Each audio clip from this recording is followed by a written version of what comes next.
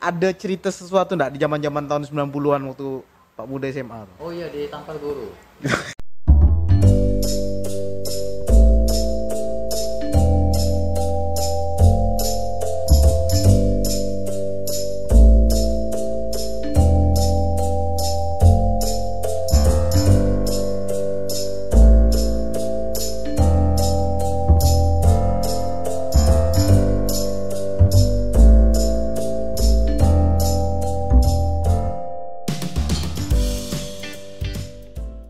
Balik lagi kita di Cakap Buntal. Kali ini kita bakal bercakap-cakap dengan salah seorang musisi lokal. Siapa dia? Kita akan perkenalkan. Dia adalah Pak Muda, seorang artis lokal, musisi lokal seperti itu, yang banyak menelurkan karya-karya yang easy listening, bahasa orang Kuwait gitu, Pak Muda ya. Oh betul tuh. Nyaman didengarkan. Dan orang-orang akan selalu ikut bernyanyi ketika Pak Muda berdiri dengan gitarnya dan menyanyikan lagu-lagu. Kita langsung saja ajak bincang-bincang, ajak bercakap-cakap nih Pak Muda. Pak Muda apa kabar? Sehat nih? Alhamdulillah sehat. Sehat ya? Alhamdulillah. Dan minal aidin wal faizin di momen lebaran nih Pak Muda. Iya sama-sama. Nah Pak Muda, kalau kita bercakap-cakap nih, kira-kira sejarah Pak Muda dengan nama asli Agus Ramdhani Pak Muda ya? Iya. Nah, kenapa tiba-tiba muncul nama Pak Muda tuh? Iya. Pak Muda. Ah, Pak Muda tuh saya tuh sering ini apa? Sering manggil orang. Ada kelainan dah saya ini paling malas ngapel nama orang tuh.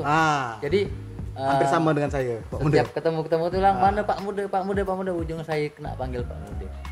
Nah, karena keseringan manggil orang Pak Muda. Iya. Karena nggak apel dan itu. Jadi. Tapi ingat muka ya enggak? Oh, ingat loh. Ingat muka. Ingat. Kalau muka sih ingat. Nama tak ingat. Itulah. Penyakit apa ya nama itu? Payah mau ingat. Penyakit L, penyakit lupa. Faktor U lah berarti. Faktor U. Pak Muda. Ya, siap. 2019 tuh kalau bisa dibilang banyak sebagai tahun keemasan lah ya bagi setiap musisi lokal, seniman. Kayak kemarin kita ngundang Meme Daeng, dia juga mengakui bahwa 2019 lah puncak karir dia, terbilang semakin gemilang gitu. Kalau Pak Muda tahun berapa nih? Apakah memang 2019 sampai keluar duet tuh kayak tagline-nya Pak Muda yang sampai dibikin stiker di WA, budak-budak kecil pun ngomongan itu gitu Pak? Kok saya tuh suka tahun 2015-an mungkin. 15. Kenapa Pak Muda? Itu masa apa 2015 tuh? Waktu itu tuh gimana ya? Kalau untuk saya sebagai musisi gitu kan, banyak event yang kebetulan saya main dan saya waktu itu berani bawakan semuanya lagu sendiri. Lagu sendiri ya, tanpa cover lagu orang ya? Jadi apa ya? Belum banyak, bukan tidak ada, tapi belum banyak orang melakukan kayak itu. Sampailah ke tahun 2016-2017 sampai sekarang pun masih bawa lagu sendiri. Alhamdulillah udah bisa membuat album yang lebih banyak. Cuman mungkin tahun-tahun 2019 nih saya ada slogan-slogan itu yang apa karena sudah mulai jenuh atau memang itu hanya untuk mengisi kreativitas? Kalau jenuh sih enggak, tapi sekarang kan makin banyak pilihan.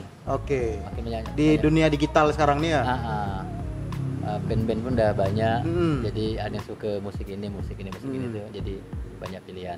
Walaupun ya kita pun masih dalam dunia itu. Kita tetap membuat seperti biasanya. Maksudnya enggak usah terpengaruh dengan yang lain. Pak Muda, kita kesampingan loh soal musik. Saya tertarik sekali banyak media. Kebetulan Rumah Jurnalis Pontianak ini memang isinya jurnalisme ya, enggak? Banyak media kawan-kawan kita yang di dalam Rumah Jurnalis Pontianak itu ngangkat sisi musisinya atau senimannya Pak Muda dalam menciptakan lagu. Tapi pasti ada seorang Agus Ramdhani nih yang sekarang dipanggil Pak Muda nih, pasti punya cerita yang banyak orang nggak tahu gitu. Awalnya kenapa bisa suka dengan musik, dan kemudian menyematkan bahasa Melayu sebagai bahasa kita sehari-hari yang ada di Pontianak nih, dan kemudian bisa sampai ada di posisi sekarang. Itu apa perjalanan ceritanya itu gimana, Pak? Kalau kita dari pertama tadi kita suka kenapa saya suka musik kan itu kan? Mungkin karena faktor turunan ada mungkin nih, mungkin dari orang tua saya dia masuk ke main musik. Sampailah lari ke saya mungkin di era waktu itu ajang musik mungkin hanya festival. Jadi kebetulan lingkungan saya pun di tahun sekolah. Tahun 90 tuh rokok enak yang suka bikin festival tuh ya. Kebetulan kayak gitu, kebetulan lingkungan pun suka musik ya, ya jadi terpengaruh jadi main musik. Mungkin kalau lingkungan saya blukar mungkin saja di blukar gak gitu kan. Lingkungan mungkin lebih kuat terlepas dari keturunan, mungkin lingkungan itu yang membuat jadi musisi ya. Nah, tapi terlepas dari itu Pak Muda, banyak orang bilang bahwa menjadi musisi itu pelarian. Apakah cuman karena lingkungan Pak Muda berkecimpung menjadi musisi atau memang ada hal lain? Kalau orang ada bilang pelarian atau suka-suka aja, ya itu sih kembali kepada orang ya. Tapi kalau saya sih saya suka bercerita. Saya orangnya malas baca. Tapi saya suka melihat orang. Jadi saya mengaplikasikannya. Saya buat lagu. Buat lagu itu tentang kejadian yang kita pandang ya. Gitu.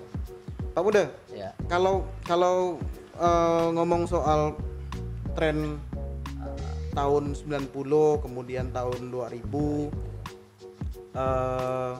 kira-kira bagaimana perubahan yang signifikan dari kacamata Pak Muda lah. Walaupun Pak Muda pakai kacamata hari ini. Tahun berapa? 90-an. 90-an dengan 2000-an sekarang nih, apa yang menurut Pak Muda yang beda gitu? Mungkin agak besar sedikit kali suara kita nih Pak Muda. Mungkin kalau dari banyak orang bilang tahun 90-an itu musik Indonesia tuh paling bagus. Itu banyak orang bilang, walaupun bagaimana ya setiap era kan tetap ada yang kelebihannya atau kurangnya. Kalau 90-an tuh mungkin banyak orang bilang liriknya bagus dan musiknya bagus. Itu sering kita dengar. Kalau tahun 2000-an bagus cuman tidak sebagus tahun 90-an. Ya kalau bagi saya sih sama aja, setiap tahun itu tetap ada menunjukkan yang bagus-bagus. Terus tentang apa lagi tadi tuh? Ya, bagaimana kira-kira orang memandang kok ada yang orang musisi tahun 90-an tuh karya yang dibuatnya tuh singelong gampang diingat, sampai sekarang pun masih diingat. Nah, kalau sekarang tuh mudah dilupakan, apa penyebabnya gitu, Pak? Kalau menurut saya sih enggak juga ya? Enggak. Zaman sekarang pun ada gak lagu yang buat bisa singelong? Ya mungkin kalau perbandingan banyak mungkin ya. Kalau tahun 90-an mungkin lebih banyak orang yang bisa lagu-lagu yang buat orang cepat kenal, bisa singelong. Tapi zaman sekarang kita enggak bisa melupakan bahwa ada band yang buat bisa orang singelong, kan ada juga. Ya, ada. Nah, jadi mungkin kalau 90-an tuh mungkin untuk masalah rasanya kali ya. Rasa ya. Rasanya sedap. Jadi kok kita dengar tuh seperti ini. Boleh dibagikan nih, apa sih yang beda rasa, menciptakan rasa tuh gimana? Apa karena 90-an tuh zamannya masih zaman zaman intimidatif. Zaman sebelum reformasi gitu kan? Mungkin ini mungkin masalah kejujuran. Kejujuran lirik itu kan maksudnya banyak yang namanya jujur kan paling hebat, bukan hanya main musik, dari semua segala hidup lah. Termasuk ada duet itu kejujuran ya sebenarnya. Itu saya enggak berani ngomong, nanti kata orang lagi ya. Tapi yang namanya jujur itu bagus. Jadi apapun yang dikeluarkan secara jujur dalam hati biasanya bakal bertahan lebih lama daripada yang gimana selalu lebay selalu apa gitu. Itu mungkin ini kalau pemikiran saya sih kayak gitu. Apapun yang dibuat tulus, bukan tulus ini ya, bukan tulus penyanyi. Tetap mantap. Pak Buda, kita udah ndak asing kalau seorang musisi, seniman, artis pasti punya riders sebelum dia manggung, yang harus ada di dalam bootnya. Seorang Pak Muda nih kira-kira ridersnya apa? Kalau itu kontrak lah, ya tak? Itu pasti dah. Saya enggak pernah milih. Mau dikasih apa ya, asal dia percaya, hanya kita, yuk pakai kita sesuai dengan perjanjian. Nggak pernah menentukan misalnya harus ada kopi hitam, harus ada rokok, harus ada buah gitu. Oh. Nggak pernah ngasih ke IO, nggak pernah gitu. Sampai sekarang saya belum pernah kayak begitu. Tapi kalau ada saya makan nggak gitu. Maksudnya kalau kita ngomong musiknya biasa orang meminta alat ini. Iya, kalau memang ada ya bagus lah. Kalau nggak ada ya udah yang ada. Tapi ya. nggak jadi patokan Pak Muda lah ya. Enggak lah. Enggak. Bisa dibilang Pak Muda nih humble juga ya. Mungkin belum kali ya, belum pantas kali ya. Udah pantas lah. Udah berapa panggung dah. Kosong-kosong, iya Pak Muda selalu ada gitu kan. Terus beberapa festival Pak Muda selalu ada gitu. Udah pantas lah. Tapi memang Pak Muda tidak ingin menerapkan itu gitu. Untuk mendekatkan ke setiap orang, atau memang jiwa Pak Muda enggak kayak gitu. Yang ada tuh kayaknya lebih asik Bang. Maksudnya enggak apa adanya aja gitu ya. Saya cuma percaya dengan yang namanya enak tetap enak. Enggak perlu dilebih-lebihkan. Perlu dipoles-poles gitu. Yang enak tetap enak. Saya ingat dulu tahun 2000 berapa ya? 2007 apa? 2011 itu saya lupa. Mariah Carey itu datang ke Jakarta konser. Dia dari Singapura, dia minta persiapkan wartawan untuk nunggu dia. Nah dia posisinya lagi mabuk tuh, dari pesawat tuh kan pakai jet pribadi. Lagi mabuk. Jadi wartawan tuh cuma nunggu 5 menit hanya untuk dia lewat masuk dalam kamar hotel sambil mabuk. Iyalah. Nunggu dari jam 8 pagi, dia datang jam 4 subuh. Dia datangnya jam 4 subuh ke esokan harinya. Itu satu. Yang kedua, dia minta tangga itu harus ada 4 anak tangga, tak boleh 5, tak boleh 6. Tangga untuk dia naik itu. Tapi mungkin kalau untuk seorang Mariah Carey mungkin Divine pantas lah. Ini diva internasional. Ada satu teman saya gak? Salah satu personel band di Jogja. Ada terkenal lah pokoknya. Terkenal ridersnya itu harus ada Jack Daniels. Sama dengan beberapa band-band punk yang ada di Indonesia juga gitu. Band lokal gitu. Yang ya standar dia lokal, terkenal secara lokal. Belum terlalu menasional, dia ridersnya seperti itu. Makanya saya bilang Pak Muda ini cukup humble juga. Apa memang udahlah, yang tadi saya kutip Pak Muda bilang yang penting enak gitu ya. Apa karena itu apa gimana gitu? Apa karena nak nyaman? Budaya kita di Pontianak ini kan banyak tak nyamannya gitu. Karena mungkin dari pertama pun enggak pernah. Saya malas buat orang susah. Maksudnya gini apa? Oke. Itu poinnya tuh. Gini. Iya kalau ada, kalau enggak ada kan kok kayaknya nuntut benar. Kayak nuntut benar gitu kan. Tapi kalau ada, makasih lah. Ada seandainya kan di ridernya pengen ampli ini segala macam. Ya kalau memang ada ya bagus lah. Kalau enggak ada ya udah. Yang ada aja. Masa gawe-gawe kecil, maksudnya bukan kecil sih apa? Gawe-gawe enggak sesuai lalu enggak manggung kan lucu lah rasanya. Gitu ya. Pak Muda,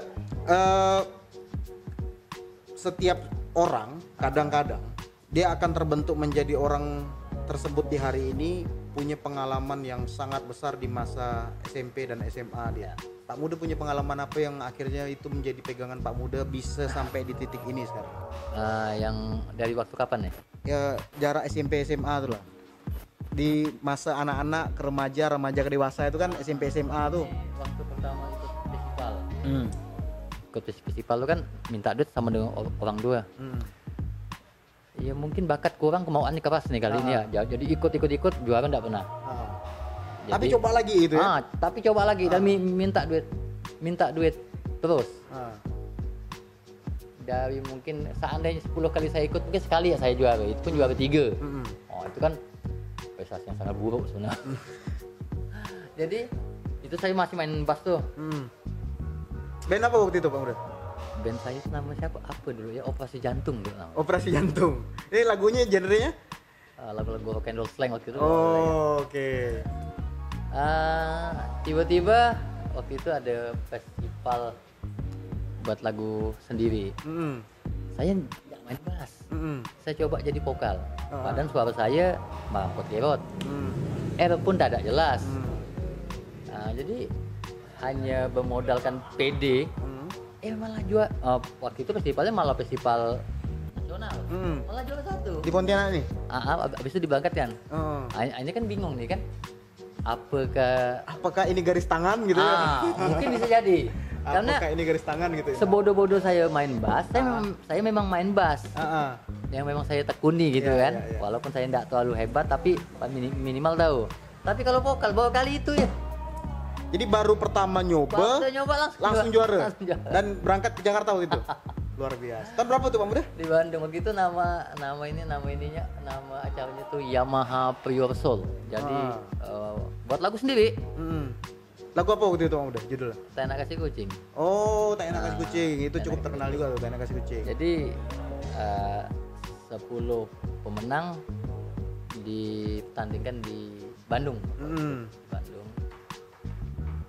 Dapat juara 4 atau salah. Juara 4. Itu nasional ya? Itu nasional. Di sini juara 1, di sana juara 4. Ini luar biasa prestasinya. Nah, itu dia.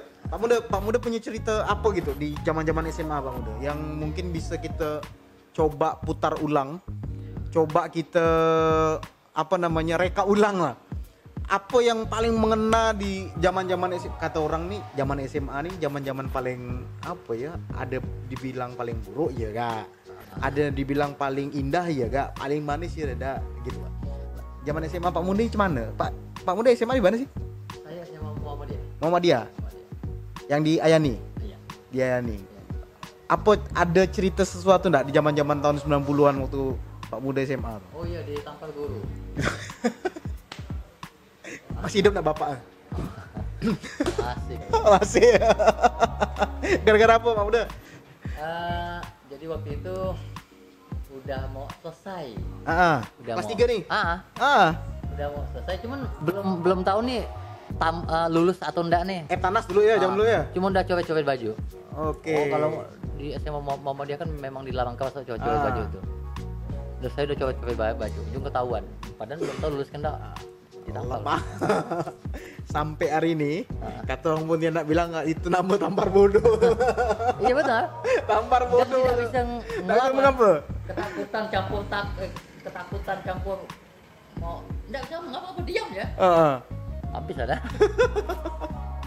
itu cerita-cerita zaman dulu yang mungkin belum pernah terceritakan ya. Tapi dari itu Pak Muda mental kan terbentuk tuh Pak Muda. Iya benar.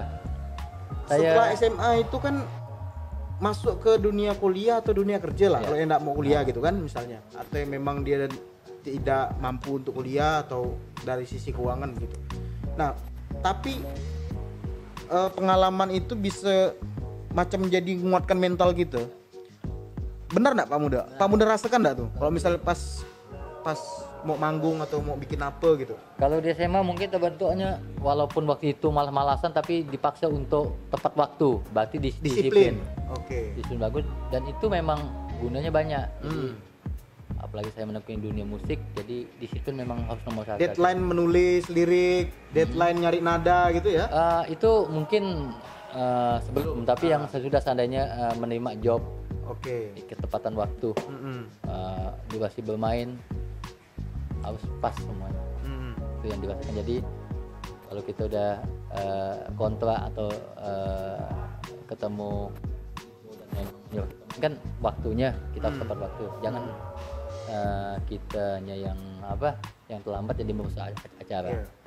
Dan itu yang sampai saat ini belum ada teman-teman IO di Pontianak ini yang pernah mengeluhkan soal ketepatan waktu Pak Muda. Boleh ditanya lah. Alhamdulillah. Boleh ditanya lah. Kita riset loh nih Pak Muda kemarin nih.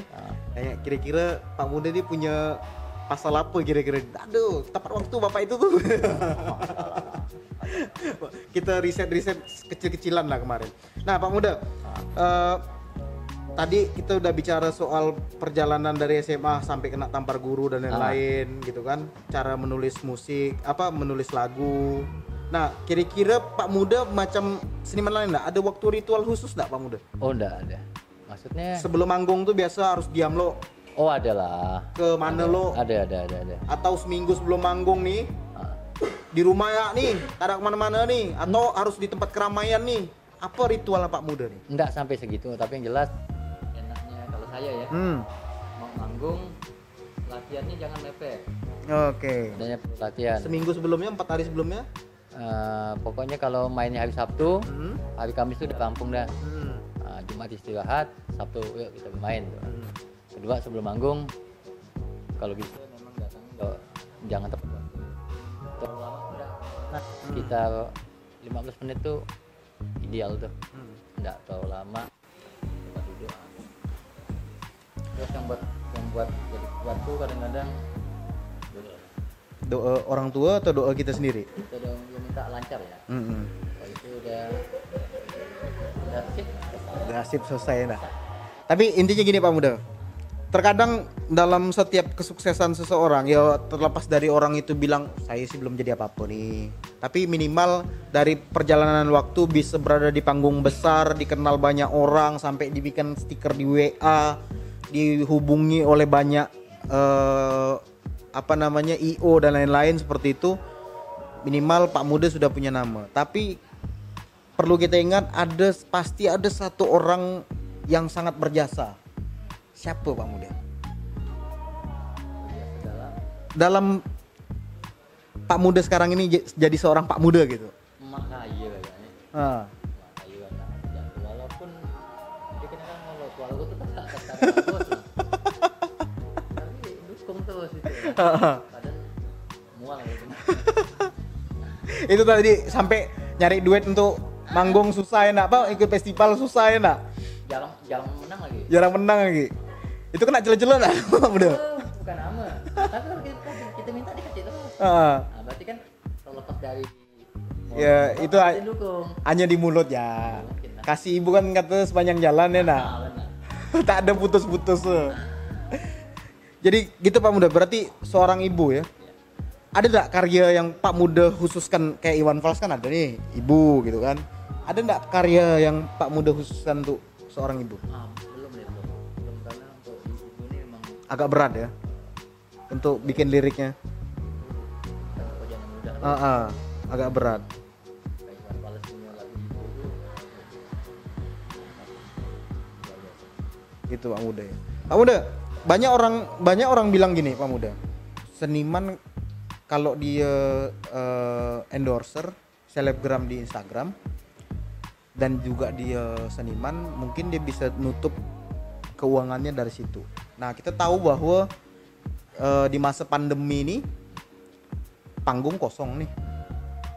Kemudian sebelum-sebelumnya juga kan enggak setiap Sabtu Minggu atau waktu libur atau ada event pasti Pak Muda ada di panggung kan gitu. Nah, kira-kira bagaimana Pak Muda akhirnya mengkalkulasikan itu, atau ada pekerjaan lain enggak mungkin Pak Muda nih sekarang nih? Waktu kita memilih ini memang menjadi Jalur hidup. Ya sebenarnya jalur hidup. Apa? Kepingin berkarya, jatuhnya seniman. Sebenarnya jawabannya kan udah ada. Itu kepingin berkarya atau menjadi seniman atau menjadi musisi apa segala macam gitu kan. Ini kan hanya kita berkarya. Kalau masalah pendapatan, itu kan masuk ke rezeki, itu beda lagi tuh. Beda lagi. Berarti memang ada pekerjaan lain ya Pak Muda ya? Kalau saya pribadi saya ada pekerjaan lain gitu. Seandainya enggak ada pun sebenarnya enggak masuk campur aduk. Dia hanya kepingin, seandainya aku pengen menjadi musisi seniman, berkarya selesai. Berarti memang patokan seniman, jujur ya, patokan seniman lokal, saya enggak tahu lah kalau seniman nasional ya. Itu memang yang penting aku berkarya dulu gitu ya. Sebenarnya umum tuh, maksudnya seniman tuh dia berkarya. Jadi pas sampai situ berarti selesai. Kalau masalah pendapatan itu kayak masalah lain lah. Itu rezeki lah ya nak. Itu rezeki. Karena ada yang orang yang dari kecil kepingin jadi musisi atau seniman, dia gagal. Gara-gara mikirkan itunya dulu. Terus ada yang hanya joget-joget dia bisa jadi masuk TikTok itu terkenal ya. Itu kita enggak bisa bual gitu. Iya. Itu memang ada. Emang garis tangan ya nak, memang udah seperti itu gitu kan. Tapi memang gini Pak Muda, arah pertanyaan saya ini ke selain memang untuk menekankan bahwa seniman lokal itu memang dia tujuannya untuk berkarya, memang agak sedikit kurang penghargaan kepada seniman yang ada di Pontianak sekarang nih. Apa setuju enggak atau ada tanggapan lain Pak Muda? Dengan kurangnya panggung begitu untuk mungkin seniman. ada benarnya, ada benarnya. Kadang-kadang kita terlalu banyak nuntut. Nuntut wah, ngapa pemerintah begini-begini. Tapi kita tidak pernah ngasih pemerintah itu apa. Kalau kita ngomong selalu bilang Allah tidak mau bantu, tapi kita pernah beri dia apa kan begitu. Tapi kalau itu memang terjalin dengan baik, mungkin tidak ada kata-kata ini nih. Jadi kalau memang kadang-kadang pemerintah itu mungkin atau tidak menolak kita, mungkin kita harus introspeksi dari apa yang kurang. Apa yang telah kita kasih. Yo, kalau tidak ada ya dosa banyak lagi. Dan sektor swasta juga, apakah menurut Pak Muda nih, apakah di zaman sekarang ini di medio 2015 sampai 2020 nih, apakah memang sektor swasta sudah melihat entertainment atau hiburan itu menjadi kebutuhan yang sangat mendasar dan akhirnya menjadi ladang rezeki baru bagi seniman lokal? Sekarang kayaknya udah mulai, karena udah banyak. Kalau zaman dulu itu kan susah dari panggung sedikit ya enggak? Dari orang entertain ada daerah untuk naik ke ngomong lah, naik ke billboard ya sulit ya. Dan sekarang udah banyak. Itu udah tahap maju nih, bahwa pemerintah daerah menggunakan talent daerah. Biasanya udah kejadian kan? Ada perkembangan lah ya. Ada perkembangan dan TV lokal juga. TV lokal mungkin sangat mendukung kayak Pak Muda di Pon TV gitu kan. Beberapa seniman lain juga udah bikin di YouTube dan lain-lain seperti itu. Pak Muda, kalau kita balik lagi ke proses pembuatan karya. Pak Muda paling cepat bikin lagu tuh berapa waktu gitu? Kejadiannya kemarin. Yang mana? Yuk Lebaran tahun lalu, bukan? Saya kan ada mau mengeluarkan album. Itu mungkin lagi mood waktu itu ngambil jadi 2 lagu dalam 1 hari. 1 hari? Itu mungkin dapatnya pas naik motor, pas di studio langsung dekat ya, langsung recording. Jadi saya ngerjakan hanya berdua ya. Ternyata kalau lagi encer sih tapi kalau lagi sangsut sebulan 2 bulan tak ada jadi ya. Nah, ngisi kekosongannya itu gimana? Apa? Ngisi kekosongan pas mencari mood itu apa yang Pak Muda lakukan biasanya? Ngopi ya. Jawabannya sama ya. Karena ngopi kan ketemu banyak orang. Ketemu banyak orang, banyak yang dilihat. Seperti tadi saya kan paling sulit baca buku tapi kalau ngeliat orang.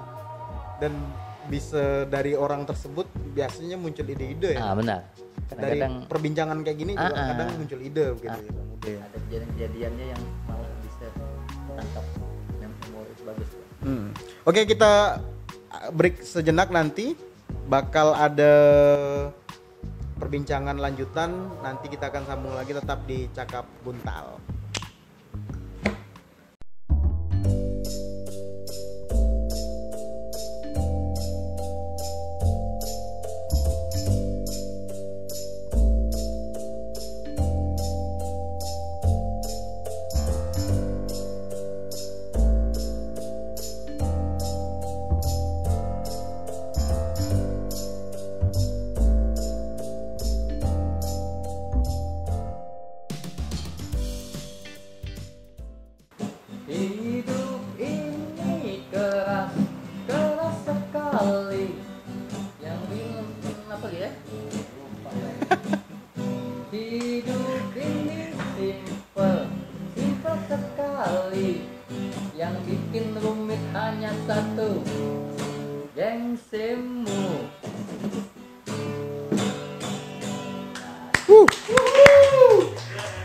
Nah, balik lagi kita di Cakap Buntal. Thank you Pak Muda udah bawakan 1 bait lah tuh ya. Setengah bait lah ya. Setengah bait lagu yang itu singelong sebenarnya. Kata orang tuh jangan tada. Jangan tada. Nah, Pak Muda, ada banyak pertanyaan sebenarnya nih. Cuman kita persingkat lah. Ada kawan-kawan kita yang nanya nih. Nanya apa kita nih? Udah nanya Pak Muda. Apa lo? Tak enak kasih kucing tuh berapa lama? Pak Muda ciptakan lagu tuh, terus Apa inspirasi Pak Muda lagu Tak Enak Nasi Kucing itu? Waduh lama ini ngomong lagu Tak Enak Nasi Kucing nih. Itu udah buat di bawah Kopi Winnie. Nah, Kopi Winnie waktu itu tahun berapa? Berapa? 2007 lah ya. 2007 gitu lah. Jadi lagu itu terinspirasi dengan dulu ada kawan saya itu kalau sekali putus cinta dia mabuk deh. Mabuk Jawa nih. Mabuk itu masuk rumah sakit. Jadi ngacurkan diri seorang. iya. Ke situ ada liriknya. Jangan merasa tak enak, jangan karena wanita kau hancurkan hidupmu. Tunjukkanlah padanya aku masih baik-baik. Itu lebih ke motivasi. Kena tinggalkan cewek atau hal-hal yang lain tuh. Dah lah gitu ya. Udah lah dah. Ah. Cari lagi. Maksudnya jangan sampai mabuk. Tapi buat hal yang nggak bagus. Itu pasti kayak semangat. Simpel semua inspirasinya Pak Muda. Simpel lah. Nah, itu tadi Pak Muda kan kata memang tidak terlalu, bukan tidak suka baca, tapi tidak terlalu menyenangi lah gitu baca. Nah, tapi baca orang pandai enggak Pak Muda ya? Nengok, Saya suka lihat tabiat orang. lihat biar orang. Tabiat orang kan, baru diajak ngomong. Kadang-kadang ada hal kata-kata dari dia tuh yang spontan tuh yang gue. Kita olah lagi lah. Oke, itu cerita menariknya tadi itu. Itu kawan saya kata kawan saya tadi nih, dia selalu mendengarkan itu kalau rindu sama Kalimantan Barat, rindu sama Pontianak. Dia kuliah di Jawa dulu tuh. Yuk. Sampai ke asrama aku gak? Pokoknya hari-hari buka itulah, masa galau kali. Masa galau. Oh, waktu itu belum kena serangan Didi Kempot ya nak? Almarhum Didi Kempot. Aduh. Oke Pak Muda kalau kita ngomong soal apa yang harus kita lakukan di masa pandemi nih, Pak Muda.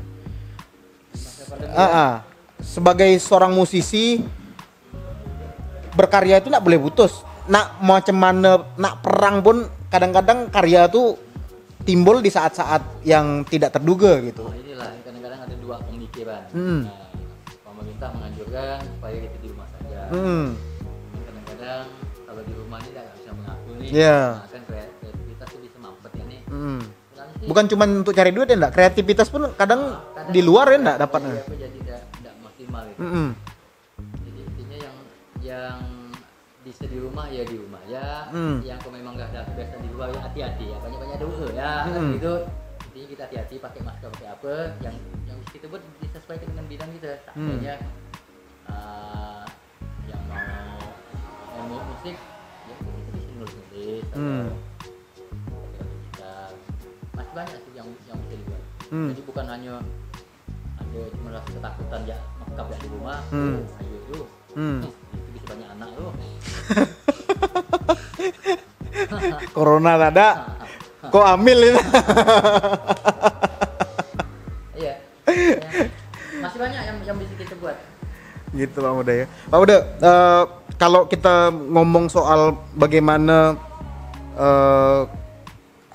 dunia musisi lokal di Pontianak ini banyak juga yang memuji gitu. Beberapa teman-teman yang orang Pontianak kemudian jadi artis di nasional gitu, banyak bilang bahwa beda artis atau musisi-musisi ataupun seniman-seniman di Pontianak ini dengan kami-kami yang di Jakarta ini. Kita tak ada dipandang di sana, Pak. Tapi kalau di sini walaupun dia udah sekaya apapun, udah sebanyak kali manggung apapun, udah sering MC, udah jadi endorser selebgram, ketika ada senior ngajak ngopi datang pula budak tuh. Ketika ajak ngomong datang pula. Memang budayanya kayak gitu kalau seniman di Pontianak nih Pak Muda. Atau emang saya yang terlalu hiperbola nih? Sebenarnya mungkin kulturnya kali begitu ya. Jadi sebenarnya kalau untuk ngumpul-ngumpul antara aman-aman ya Pontianak. Maka di sini kayak malam-malam amal itu masih terus terjadi enggak? Jadi berarti kan antara semuanya itu masih ada ikatan yang kuat. Mungkin kalau ada yang agak sosokan, agak lagu-lagu mungkin oknum ya. Lupa kali dia. Lupa dari mana dia ya nak? Nak kemana? Nak kemana? Nak kemana? Kata kak cemana? Beda tuh. Aduh. Gitulah asik ngomong sama Pak Muda nih. Ada ya tektokannya tuh nyaman gitu dan nyampai gitu ya enggak. Nah, Pak Muda, di akhir-akhir kita berbincang nih. Kira-kira Pak Muda, tadi kan saya udah nanya siapa orang yang bisa menjadikan Pak Muda sampai sekarang nih. Itu seorang ibu. Nah, kalau di dunia musisi ini Pak Muda atau dunia seniman, ada enggak orang yang memang punya jasa besar? Mungkin dia dari Pak Muda awal meniti karir sama-sama atau gimana gitu. Siapa ya? Ternyata saya ini main musik pun kecelakaan yang saya nikmati Indah. ya. Maksudnya Tersesat di jalan yang benar ya nak. bakatnya kurang nih saya ini nyanyi tak bagus. Kemauan ya kerasnya. Jadi tertolong kemauan. Jadi ya mungkin Pasti ada lah, tapi sosok-sosok kawan-kawan yang semuanya lah, maksudnya kawan-kawan yang siapa? Mungkin bisa disebut nama. Siapa-siapa lah yang banyak. mengajak Pak Muda. Gini. Dengan saya buat album ya itu kalau buatlah Muda, buatlah buat. Itu waktu itu banyak. Itu udah jadi motivasi ya. Tapi pasti ada 2 atau 3 nama lah yang Pak Muda sangat ingat betul dia punya peran juga gitu dalam karya. Nggak cuman itu Kak, mungkin membantu di luar itu pun gitu. Kalau nyebut nanti saya lupa. Oh yang ini itu. Pokoknya semua hamba Allah ya lah. Hamba Allah. Macam sumbangan pula enak. Macam sumbangan pula. Oke lah Pak Muda ada yang mau disampaikan enggak dengan kawan-kawan kita yang nonton Cakap Buntal nih? Kira-kira apa yang harus mereka lakukan untuk tetap berkarya di masa pandemi? Ya, ini buat kawan-kawan saya yang satu profesi atau bukan, ya kita tetap terus berbuat sesuai dengan bidang kita. Jangan Tabrak ya terus. Yang penting kemauan keras ya enggak? Masalah berbuat tetap, masalah rezeki itu udah ada yang ngatur. Slow ya. Oke. Tak macam mana, Pak? Duit dah tu. Tanda gak cuma Pak. Oke Pak Muda, makasih sekali lagi Pak Muda. Oke. Terima kasih udah hadir di Rumah Jurnalis Pontianak di channel kami di konten Cakap Buntal kali ini. Saya Edo Buntal. Akhir kata mengucapkan terima kasih dan ciao.